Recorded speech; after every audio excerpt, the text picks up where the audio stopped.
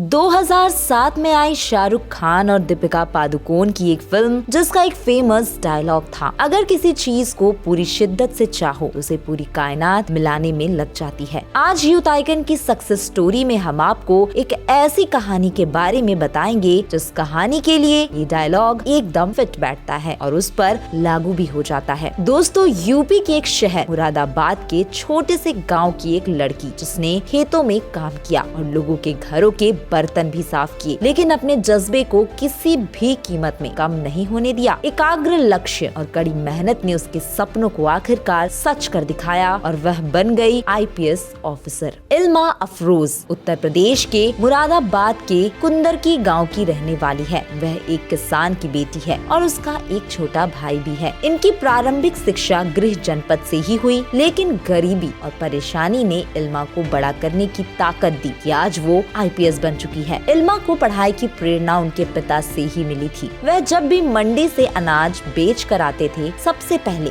इल्मा को किताबें खरीदने के लिए पैसे देते थे। पिता के इसी जज्बे की कद्र करते हुए वह भी खूब दिल लगाकर पढ़ती थी। वे जब सिर्फ 14 साल की थी, उसी समय उनके पिता की मौत हो गई। पिता की मौत के बाद इस परिवार पर मुसीबतों का पहाड़ सा टूट गया। गरीबी, तंगहाली में दिन कटने लगे। फिर इनकी माँ ने खुद परिवार चलाने का बीड़ा उठाया। वह खेतों में काम करने लगी। माँ के साथ वो भी खेतों में काम करने जाने लगी, लेकिन इसके बावजूद भी इल्मा ने अपनी पढ़ाई जारी रखी। माँ ने भी उनका पूरा सपोर्ट किया। माँ ने बेटी के दहेज के लिए जो भी जमा पूंजी रखी थी, सारी पूंजी को पढ़ाई में लगा दिया। हालांकि ऐसा करने से उन्हें काफी लोगों की बातों को सुनना पड़ा। इल्मा ने अपनी हायर स्टडीज स्कॉलरशिप के माध्यम से पूरी की। इंटरमीडिएट के बाद ग्रेजुएशन के लिए दिल्ली यूनिवर्सिटी चली गई। यहाँ पढ़ाई में ज्यादा पैसे खर्च ना हो, इसके लिए उन्होंने दर्शन शास्त्र यानी फिलॉसफी से बीए किया। उनके आसपास रहने वाले बच्चे जहां आईआईटी, एमबीबीएस की कोचिंग लिया करते थे, वहीं वो मोमबत्ती की रोशनी में पढ़ाई करती थी। उसी दौरान उनका सिलेक्शन ऑक्सफोर्ड यूनिवर्सिटी से स्कॉलरशिप के लिए हो गया। स्कॉलरशिप पढ़ाई और वहाँ रहने के लिए थी, लेकिन उसके पास तो वहाँ जाने के लिए किराया भी नहीं था। तब इल्मा के पड़ोसी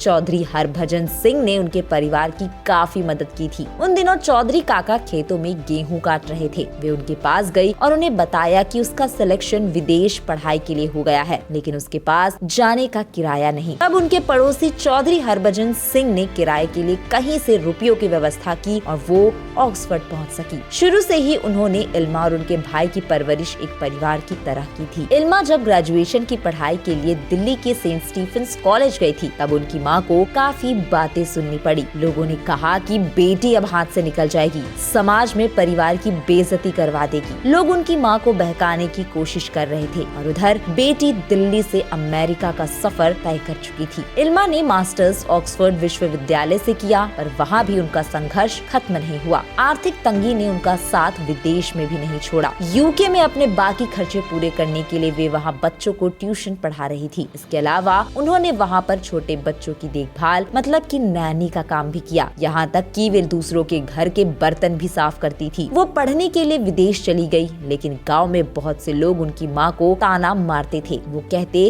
कि लड़की है, बहुत पढ़ लिख कर क्या कर लेगी, करना तो चूल्हा चौका ही है। लेकिन उनकी माँ इन सभी बातों का जवाब केवल शांत रहकर देती। उन्हें उस दिन का इंतजार था जब उनकी बेटी पढ़ लिख कर कुछ बने और सभी की बोलती बंद हो जाए। विदेश में पढ़ाई के दौरान उन्हें कई देशों में स्कॉलरशिप मिलती गई और उन्होंने इंग्लैंड, न्यूयॉर्क और इंडोनेशिया जैसे देशों में रहकर अपनी पढ़ाई पूरी की। लेकिन हर वक्त उनके जहन में अपने गांव, माँ और उनका सपोर्ट करने वाले हर व्यक्ति की सोच रहती। इल्मा जब न्यूयॉर्क से वापस अपने गांव आई, तब गांव के लोग उनसे मिलने आते। गांव के लोग एक उम्मीद लेकर आते कि वो विदेश से पढ़कर आई है, उनकी सारी प्रॉब्लम्स का निपटारा करवा सकती है। यहाँ तक कि किसी को जाति निवास प्रमाण पत्र बनवाना होता तो वह भी इल्मा के पास ही आता था और उनसे इसे तैयार करने की अपील करते। इल्मा को तभी यूपीएससी का ख्याल आया और सिविल सर्विसेज में जाने का उन्होंने मन बना लिया। इसीलिए वह वापस इंडिया लौट आई और सिविल सर्विसेज की तैयारी में लग गई। उन्होंने बिना किसी कोचिंग का सहारा लिए साल 2017 में सिविल सर्विसेज की परीक्षा दी। साल 2018 में जब रिजल्ट आया तो इल्मा ने अपने पहले ही अटेम्प्ट में एग्जाम क्रैक कर लिया। उन्हें 217 रैंक मिली थी और वो आज आईपीएस बन गई।